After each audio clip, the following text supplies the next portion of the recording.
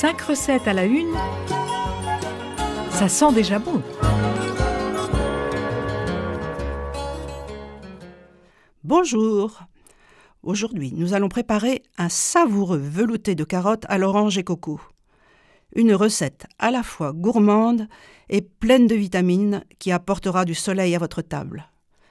Ce plat réconfortant est parfait pour les journées fraîches, mais il peut aussi se déguster l'été.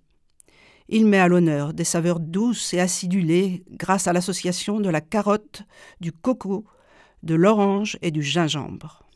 Ce goût est vraiment très parfumé, un vrai régal. Les ingrédients pour 6 personnes. Un morceau de gingembre frais, environ 50 grammes. 1 kg de carottes.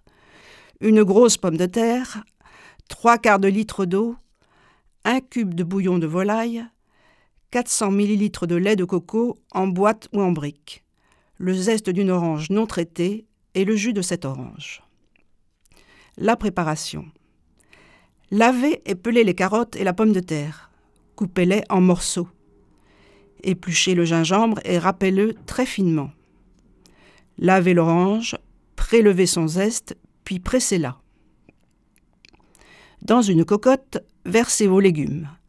Ajoutez le bouillon de volaille émietté et l'eau, puis le lait de coco, le jus d'orange et son zeste ainsi que le gingembre râpé. Faites chauffer à feu vif jusqu'à ébullition. Puis baissez votre feu et laissez cuire 45 minutes à feu doux sans couvrir. Lorsque vos carottes sont cuites, laissez refroidir quelques minutes pour ne pas vous brûler lors du mixage. Si vous voulez gagner du temps sur la cuisson, vous pouvez râper les carottes au lieu de les couper en rondelles. Vous gagnerez quelques minutes. Versez ensuite la moitié de la soupe dans un récipient.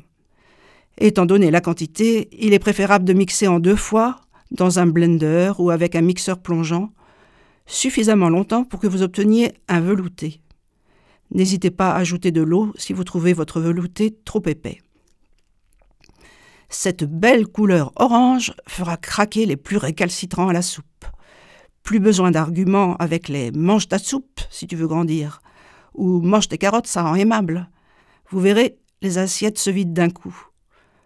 Pour une présentation en soupière ou dans les assiettes, vous pouvez ajouter au centre de la coriandre fraîche si vous aimez, ou du persil plat.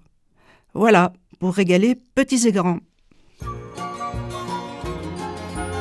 C'était 5 recettes à la une, à réécouter sur radiofidélité.com.